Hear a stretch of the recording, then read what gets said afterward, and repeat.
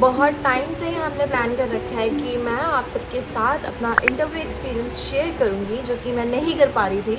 Unfortunately मेरे phone में कुछ इश्यूज़ हो गए थे। एक्चुअली मेरा फ़ोन टूट गया था और अभी वो प्रॉब्लम सॉल्व हो गई है और बहुत सारा काम भी मेस्ड अप हो गया था। शूट्स की वजह से मैं फ्री नहीं हो पा रही थी, तो बट आज मैं पूरी तरह से फ्री हूँ। तो आज मैं आप सबके साथ अपना इंटरव्यू एक्सपीरियंस शेयर करूँगी, जो हमेशा रहा है। मैं अब तक जितने मैंने इंटरव्यूज़ दिए हैं, मैंने सारे इंडिगो में ही दिए हैं, इंडिगो एयरलाइन में। और स्टार्टिंग में तो इतना सीरियस नहीं लिया था मैंने, बट अभी तो अगर रिजेक्शंस मिलते हैं तो ऑब्वियसली थोड़ा बहुत बुरा लगता है। और साथ में ही ये वीडियो के लिए पहले मैं इतनी मोटिवेटेड भी नहीं थी, बट जब मेरी एचआर जहाँ पे मेरा इंटरव्यू था, एचआर ने मुझे अपनी तरफ से बोला कि make video for those girls who are also applying for this role, this job.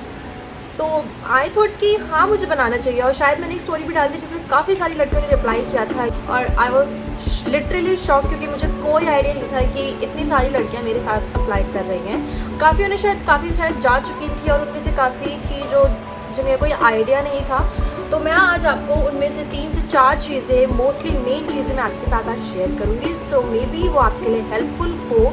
I hope वो हेल्पफुल ही निकले, क्योंकि अगर आप ये वीडियो देख रहे हैं तो देखने से वर्थ इट ही जाना चाहिए। कि तो स्टार्ट करते हैं। सो बेसिकली कुछ टाइम पहले मैंने बहुत सारी रील्स देखी थी जिसमें बहुत सारे लोग ऐसा गाइड कर रहे थे कि इंडिगो ने अपना इंटरव्यू पैटर्न चेंज कर दिया है। बट फिर मैंने सोचा कि क्योंकि मैं भी लास्ट ईयर गई थी नवंबर में इंटरव्यू देने के लिए, और फिर मैंने बहुत लंबा गैप लिया था इंटरव्यू के लिए। तो मैंने सोचा कि फिर जाके क्या फ़ायदा, क्यों जाना है, और अगर इन लोगों ने पैटर्न चेंज कर दिया तो मुझे तो कुछ आइडिया भी नहीं है। ऐसा था कि वो कुछ असेसमेंट्स ले रहे हैं और वो रिटर्न में ऐसा, मतलब बहुत सारे रील्स में बहुत सारे अलग अलग चीज़ें बोल रहे थे।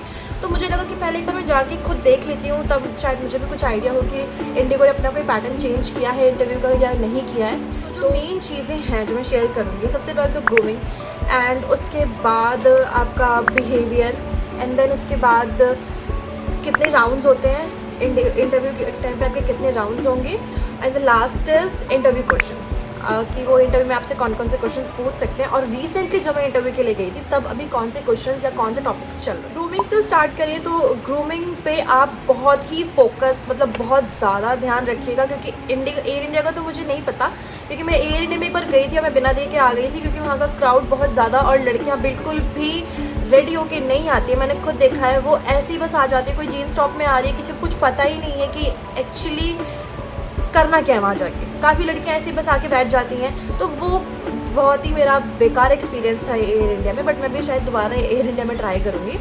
और इंडिगो में मैं आपको अभी भी एक तरह से वार्निंग की तरह ले लो इसको, कि ग्रूमिंग आपकी बहुत परफेक्ट होनी चाहिए। इवन योर नेल्स, ध्यान रखना कि आपके नेल्स भी इवन छोटे हो बड़े हो जैसे भी हो, एक प्रॉपर नेल पेंट हो उनमें, और सब कुछ बिल्कुल हाइजीन और क्लीन होने चाहिए। आप पूरी तरह से, आपका मेकअप ऑन पॉइंट होना चाहिए, ज़्यादा ओवर भी मत करना, सटल मेकअप रखना। और आपकी जो भी यूनिफॉर्म है उसमें मेंशन, जब आप इंडिगो करियर पेज पे अप्लाई करेंगे उस जॉब के लिए, तो वहाँ पे सब कुछ मेंशन होता है। ध्यान रखना कि वहाँ पे आपका यूनिफॉर्म भी मेंशन होगा कि आपको इंटरव्यू में कैसे रेडी होके आना है।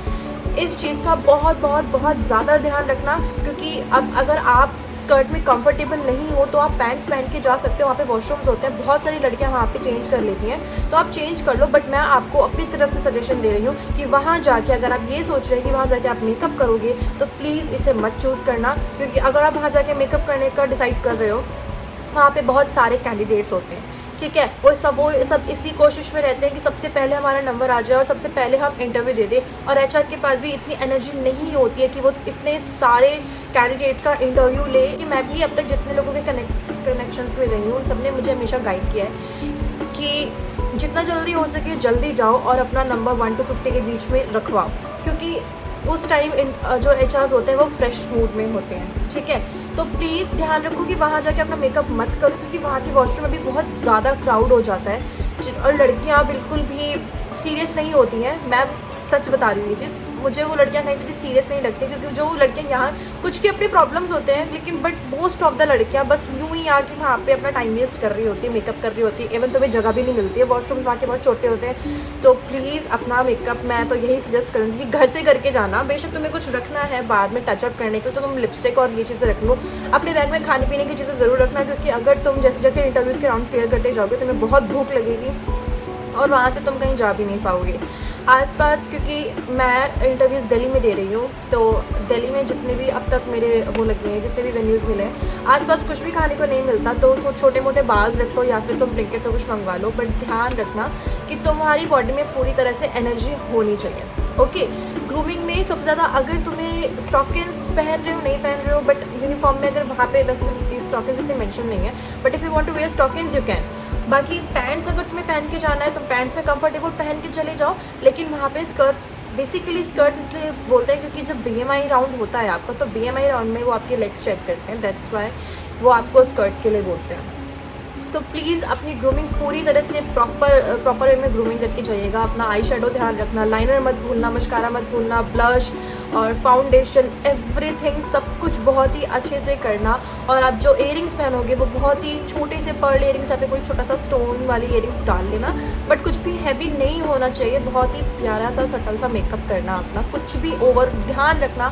आपकी शर्ट भी, आपके कपड़े पूरे आयरन हो, सब कुछ बहुत छोटी छोटी चीज़ों को नोटिस करते हैं। और अपनी हील्स पे भी थोड़ा ध्यान रखना कि ज़्यादा आप कहीं ऊंची हील्स, मतलब ओवर ही कुछ पार्टी वेयर टाइप हील्स ना पहन के चले जाओ। Okay, so next we will talk about behaviour. अगर आप वहाँ जल्दी पहुँच गए और अगर आपका नंबर भी आपको 1 to 50 के बीच में मिल गया, तो ऑब्वियसली आप जहाँ पे आपके इंटरव्यूज़ हो रहे होंगे, मुझे बाकी जगह का नहीं पता, बट जितनी भी जगह पे मैं गई हूँ तो इंटरव्यूज़ ऐसे किसी पर्टिकुलर रूम में नहीं हो रहे होते। साकेत जब मैं गई थी तो साकेत में फर्स्ट टाइम जब मैं इंटरव्यूज़ देने गई थी तब हाँ एक पर्टिकुलर रूम था, तो लड़कियों पे इतना ध्यान नहीं था। बट अभी जब मैं इंटरव्यूज़ के लिए जितनी भी बार गई हूँ ना, तो किसी पर्टिकुलर रूम में इंटरव्यू नहीं हो रहा होता है। HR सामने बैठी होती है और बाकी सारी लड़कियां, वहाँ पे 10 चेयर लगी है, बाकी सारी लड़कियां HR को देख रही होती है कि वो क्या कर रही हैं, कैसे बात कर रही हैं। बहुत ध्यान रखना कि तुम्हारी कोई फ्रेंड वहाँ पे बन भी रही है तो उससे ज़्यादा चिट चैट मत करो, क्योंकि कुछ फ्रेंड्स वहाँ तुम्हें ऐसे भी मिलेंगी जो तुम्हें बहुत ही ज़्यादा नेगेटिव फील कराएंगी। मेरे साथ हुआ है ये, तो ध्यान रखना अगर तुम्हें किसी भी लड़की से बात करते टाइम थोड़ा सा भी नेगेटिव कुछ भी फील हो कि मुझे नेगेटिव वाइब्स दे रही है या यहाँ के बारे में कुछ गलत कह रही है, कुछ HR के बारे में कुछ गलत कह रही है कि वो बहुत मूडी है, अपने मूड के हिसाब से सिलेक्शन करती है, ये है वो है, तो प्लीज़ उन लड़कियों से दूर रहें, उनसे फ्रेंडशिप आगे ना बढ़ाए तो ज़्यादा बेटर होगा। क्योंकि ऐसी लड़कियाँ खुद तो चली जाती हैं और बाकी तुम पीछे ही रह जाओगे, क्योंकि तुम्हारे माइंड में वो चीज़ें बैठ जाती हैं। तो प्लीज़ ऐसी नेगेटिव लड़कियों से बहुत ध्यान से दूर रहें। जो लड़की थोड़ी ढंग की चीज़ें तुम्हें गाइड कर रही हो, वहाँ पे काफ़ी सारी एक्सपीरियंस लड़कियाँ भी आती हैं, तुम उनसे कनेक्शंस क्रिएट कर सकते हो, उनसे बातें कर सकते हो। तो ध्यान रखना है कि HR तुम्हारा बॉडी पोस्चर, मतलब जब तुम इंटरव्यू देने वहाँ बैठोगे तो बिल्कुल भी तुम्हें नर्वस नहीं होना है, बिल्कुल भी कांपना नहीं है, और जैसे अपने पैर नहीं हिलाने हैं, खुद ऐसे मूव नहीं होना है, कुछ भी नहीं करना है, वरना HR को ये लगेगा कि अभी तुम घबरा रहे हो और इस रोल के लिए फिट नहीं हो। क्योंकि मेरे साथ ऐसा हो चुका है, तो मैं तुम्हें अपने ही एक्सपीरियंस के साथ बता रही हूँ कि बिल्कुल भी ऐसी कोई भी चीज़ें मत करना, या उस टाइम पे कोई भी हरकत मत करना। तुम जैसे अपने हाथों में अपने रिब्स को ऐसे रोल कर रहे हो या फिर कान ऐसा अपना कुछ भी, मतलब कोई भी मूवमेंट नहीं होनी चाहिए। और आपके फेस पे पूरे इंटरव्यू के टाइम पे, इवन जैसे आप उस जगह पे पहुंच जाओ ना, आपके फेस पे स्माइल होनी चाहिए। ध्यान रखना इस बात का, क्योंकि पॉजिटिव बॉडी लैंग्वेज बहुत वहाँ पे मैटर करती है। तो इस चीज़ का बहुत बहुत बहुत ज़्यादा ध्यान रखना। जो भी लड़कियाँ इंटरव्यू के लिए जाने वाली हैं, आपके लिए बहुत ज़्यादा काम आएगा, तो प्लीज़ इस चीज़ पे बहुत ज़्यादा ध्यान रखना। And the next thing is कि इंटरव्यू में कितने राउंड्स होते हैं, जो कि बहुत लड़कियों ने मुझसे पूछा है DMs में। देखो, मैंने अब तो मतलब जब भी मैं किसी लड़की से मिलती हूँ वहाँ पे, और हम जब इंटरव्यूज़ के राउंड्स को लेके बात कर रहे होते हैं ना, तो वो लड़कियाँ कहती नहीं पहले GT राउंड नहीं होता, पहले PI राउंड होता है। ये सबका अपना अलग अलग ओपिनियन होता है। तो मैं शौक हो जाती हूँ कि अब तक जितने भी मैंने इंटरव्यूज़ दिए हैं, लाइक जितने भी मैंने अभी दिए, उन सब में हमेशा मेरा GD ही रहा है, ग्रुप डिस्कशन राउंड। तो बेसिकली इंटरव्यू में आपके 4 राउंड्स होंगे, जिसमें से पहला आपका होगा GD round, which is group discussion. ठीक है, उसमें 10 लड़कियां होंगी, आपके साथ 10 लड़कियां जाएंगी अंदर। या तो देखो, जब मैं लास्ट गई थी नवंबर में, तब तक ऐसे ही चल रहा था कि आपको एक टॉपिक दे दिया जाता था और उसको लेके आपको बात करनी थी। या तो it's not like a debate, but जैसे उन्होंने पूछा कि आपको एक डिफरेंशिएट मतलब कि आपको ट्रेडिशनल पसंद है या वेस्टर्न पसंद है। ठीक है, आप किसी चीज़ को लेकर नेगेटिव भी नहीं हो सकते, लेकिन अगर आपको वेस्टर्न पसंद है तो ट्रेडिशनल पसंद क्यों नहीं, अगर ट्रेडिशनल पसंद है तो वेस्टर्न की पसंद नहीं है। तो ऐसे क्वेश्चंस वो आपसे पूछ लेंगे। ठीक, और जब अभी रिसेंट मैं गई थी तो वो मोस्टली CV से पूछ रहे थे। ठीक है, CV आप प्लीज़ अपनी CV में कुछ भी ऐसा मेंशन मत करना जिसके बारे में आप नहीं जानते हो। बहुत बड़ी गलती होती है, केवल इस इंटरव्यू में नहीं, आप किसी भी कंपनी में इंटरव्यू के लिए जाओगे तो प्लीज़ ये गलती मत करना। बहुत ध्यान रखना इस चीज़ का ठीक है। तो आपकी सीवी में जो भी चीज़ें मेंशन होगी वो आपसे पूछ लेंगे, चाहे वो आपकी हॉबी हो, चाहे वो आपके स्किल्स हो, या आपने अपनी ग्रेजुएशन कहाँ से की है, या कुछ भी वैसे पूछ सकते हैं। बेसिकली वो एक चीज़ और पूछ रहे थे उस राउंड में कि आपको एविएशन इंडस्ट्री में क्यों आना है और आपको एज ए कैबिन क्रू क्यों वर्क करना है। ये तो कॉमन क्वेश्चंस हैं, मतलब किसी भी राउंड में आपसे पूछे जा सकते हैं, बट अभी जेडी राउंड में यही क्वेश्चंस पूछे जा रहे थे। और मेरे से जो क्वेश्चन, चलो वो तो मैं अपने लास्ट में तुम्हें एक्सपीरियंस बता दूँगी, मेरा एक्सपीरियंस में तो वो ऐसे ही क्वेश्चंस पूछते हैं। उसके बाद फिर तुम्हारा अगर तुम ये राउंड अपना क्लियर कर लोगे तो तुम्हारा नेक्स्ट राउंड होता है BMI राउंड। तुम्हारे फेस पे कोई भी कुछ भी कैसा भी मार्क, कोई कट मार्क नहीं होना चाहिए, ठीक है। तुम्हारी आई बॉल्स जो होती हैं, तुम्हारी इस आई बॉल पे भी कोई मार्क नहीं होना चाहिए। किसी किसी के आई बॉल पे भी मार्क होते हैं, तो तुम्हारी आई बॉल्स पे भी इवन मार्क नहीं होना चाहिए। तो they will also check your teeth, okay. और तुम्हारे पूरे हाथ, पहले तुम्हारा ये वाला हाथ का साइड चेक करा जाएगा। इवन तुमने कभी इन फ्यूचर अपना हाथ भी काटा होगा ना, वो लोग घूर घूर के तुम्हारे इस वाला हाथ को चेक करेंगे, जो भी है कि तुम्हारे कोई कट मार्क तो नहीं रहा है कभी। तुम्हारे पैर चेक करेंगे, पैर घुटने जो भी हैं सब कुछ, इवन सारी चीज़ें बहुत ही प्रॉपरली और बहुत ही ध्यान से वो लोग चेक करते हैं। तो कोई भी बर्न मार्क्स नहीं होना चाहिए और कोई भी स्कार नहीं होना चाहिए, इवन कोई टैटू नहीं होना चाहिए, मतलब कोई मार्क ही नहीं चाहिए उन्हें, कुछ भी विजिबल नहीं होना चाहिए। और अगर छोटा सा हल्का सा है तो प्लीज़ उसे कंसील करके जाओ, ताकि एटलीस्ट तुम उन्हें एक्सक्यूज़ दे सको कि एटलीस्ट कंसीलर के थ्रू वो नहीं दिखेगा, तो वो आगे कंटिन्यू कर देते हैं। बट बहुत ही रेयरली चांस में ऐसा होता है कि वो किसी किसी को कंटिन्यू कर देते हैं, ठीक है। इवन जब मैं इंटरव्यू के लिए भी रिसेंटली गई थी, तब मेरे ये वाला मार्क था, ये वाला और ये वाला, ये नहीं था, ये वाला था। इतने हल्के से मार्क में उन्होंने मुझे टोक दिया कि ये तुम्हारा परमानेंट है या फिर ये चला जाएगा। बट स्टिल वो कंफ्यूज थी, मुझे लगा ये तो कैंसिल कर देंगी, आगे नहीं जाने देंगी मुझे, बट वो हो गया था, बच गई थी मैं। तो वो इतनी चीज़ों के लिए भी ना तुरंत टोक देंगे तुम्हें, ठीक है। तो ये तुम्हारा BMI राउंड हो गया।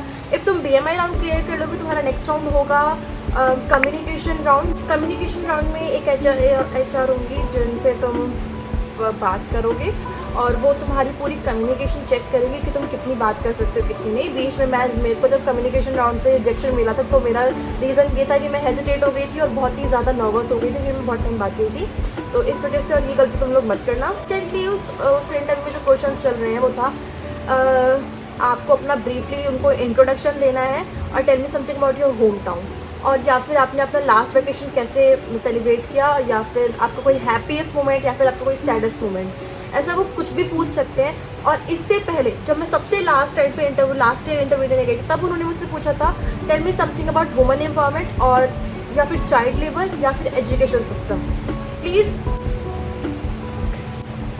प्लीज़ इन क्वेश्चंस का बहुत ध्यान रखना, ठीक है।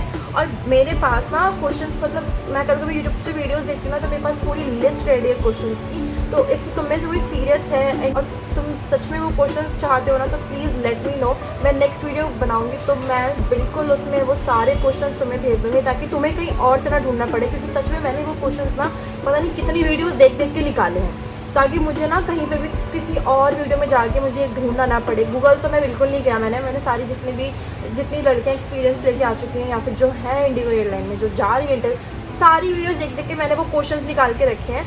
तो मे भी वो तुम्हारे भी काम आ जाए। तो अगर तुम्हें चाहिए होंगे तो मुझे ज़रूर बताना। तो तुम्हारे थर्ड राउंड में कम्युनिकेशन राउंड पे बस वो तुमसे बात कराएंगे, 3 से 4 से 5 कितने भी क्वेश्चन वो पूछ सकते हैं, वो उन पे डिपेंड करता है कि वो तुमसे कब तक बात करना चाह रहे हैं। और ध्यान रखना कि बात उनसे ऐसे करना ताकि तुम मतलब ऐसी चीज़ें बोलने की कोशिश करना कि तुम उन सब में से थोड़े से अलग दिखो, कि अगर वो वही आंसर दे रहे हैं, हम भी वही आंसर दें, तो एचआर खुद बोरिंग हो जाता है, ठीक है। तो प्लीज़ इन चीज़ों को थोड़ा सा ध्यान रखना। और मैं तो बहुत हेजिटेट हो गई थी अपने टाइम पे, तो मैंने अभी तुम्हें राउंड्स भी बता दिया और साथ में मैंने तुम्हें क्वेश्चन भी बता दिए, ठीक है। Now I will share you my experience. जब मेरा 12th हुआ था तो मैंने 12 से इंटरव्यू देने स्टार्ट किए थे।